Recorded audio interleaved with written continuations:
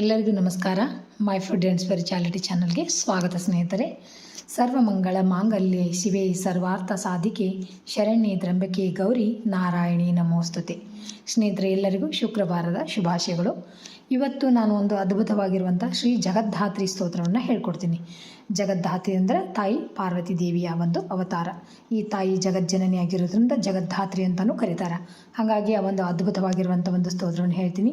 ನೀವು ತಪ್ಪದೆ ಹೇಳ್ರಿ ಅಥವಾ ಕೇಳಿ ಆ ತಾಯಿಯ ಕೃಪೆಗೆ ಪಾತ್ರ ಆಗ್ರಿ. ಬರೀ ಸ್ತೋತ್ರ ಯಾವ ಥರ ಐತೆ ಅಂತ ನೋಡೋಣ. ಶ್ರೀ ಜಗದ್ಧಾತ್ರಿ ಸ್ತೋತ್ರ. ಆಧಾರ ರೂಪೇ ಚಾಧೇಯೇ ಧೃತಿರೂಪೇ ದುರಂತರೇ ಧ್ರುವೇ ಧ್ರುವಪದೇ ಧೀರೇ ಜಗದ್ಧಾತ್ರಿ ನಮೋಸ್ತುತೆ. ಶಿವಾಕಾರೇ ಶಕ್ತಿರೂಪೇ ಶಕ್ತಿಸ್ಥೇ ಶಕ್ತಿವಿಗ್ರಹೇ ಶಕ್ತಾಚಾರಪ್ರಿಯೇ ದೇವಿ ಜಗದ್ಧಾತ್ರಿ ನಮೋಸ್ತುತೆ. ಜಯದೇ ಜಗದಾನದೇ ಜಗದೇಕ ಪ್ರಪೂಜಿತೆ ಜಯ ಸರ್ವಗತೆ ದುರ್ಗೆ ಜಗದ್ಧಾತ್ರಿ ನಮೋಸ್ತುತೆ. ಪರಮಾಣುಸ್ವರೂಪೇ ಚ ಧ್ವನುಕಾದಿಸ್ವರೂಪಿಣಿ ಸೂಕ್ಷ್ಮಾತಿಸೂಕ್ಷ್ಮರೂಪೇ ಚ ಜಗದ್ಧಾತ್ರಿ ನಮೋಸ್ತುತೆ. ಸೂಕ್ಷ್ಮಾತಿಸೂಕ್ಷ್ಮರೂಪೇ ಚ ಪ್ರಾಣಾಪಾನಾದಿರೂಪಿಣಿ ಭಾವಭಾವಸ್ವರೂಪೇ ಚ ಜಗದ್ಧಾತ್ರಿ ನಮೋಸ್ತುತೆ. ಕಾಲಾಧಿರೂಪೇ ಕಾಲೇಶೇ ಕಾಲವಿಭೇದಿನಿ ಸರ್ವಸ್ವರೂಪೇ ಸರ್ವಜ್ಞೇ ಜಗದ್ಧಾತ್ರಿ ನಮೋಸ್ತುತೆ.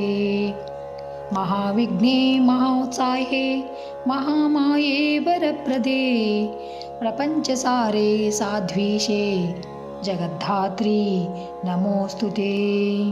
ಆಗಮ್ಯೇ ಜಗತಾಮಾಧ್ಯೆ ಮಾಹೇಶ್ವರಿ ವರಾಂಗನೆ ಅಶೇಷರೂಪೇ ರೂಪಸ್ಥೆ ಜಗದ್ಧಾತ್ರಿ ನಮೋಸ್ತುತೆ.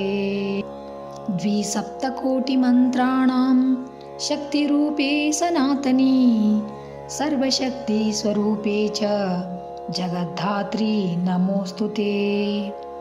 ತೀರ್ಥಯಜ್ಞ ತಪೋದಾನ ಯೋಗಸಾರೇ ಜಗನ್ಮಯಿ ತ್ವಮೇವ ಸರ್ವಂ ಸರ್ವಸ್ತೆ ಜಗದ್ಧಾತ್ರಿ ನಮೋಸ್ತುತೆ. ದಯಾರೂಪೇ ದಯಾದೃಷ್ಟೇ ದಯಾರ್ಧ್ರೇ ದುಃಖಮೋಚನಿ ಸರ್ವಾಪತ್ಹಾರಿಕೆ ದುರ್ಗೆ ಜಗದ್ಧಾತ್ರಿ ನಮೋಸ್ತುತೆ. ಆಗಮ್ಯ ಧಾಮಧಾಮಸ್ತೆ ಮಹಾಯೋಗೀಶ ಹೃತ್ಪುರೇ ಆಮೇಯ ಭಾವಕೂಟಸ್ಥೆ ಜಗದ್ಧಾತ್ರಿ ನಮೋಸ್ತುತೆ. ಇತಿ ಶ್ರೀ ಜಗದ್ಧಾತ್ರಿ ಸ್ತೋತ್ರಂ ಸಂಪೂರ್ಣಂ. ಶ್ರೀಕೃಷ್ಣಾರ್ಪಣಮಸ್ತು. ನೋಡಿದ್ರಲ್ಲ ಸ್ನೇಹಿತರೆ, ಎಷ್ಟು ಸರಳವಾಗಿರುವಂಥ ಸ್ತೋತ್ರ.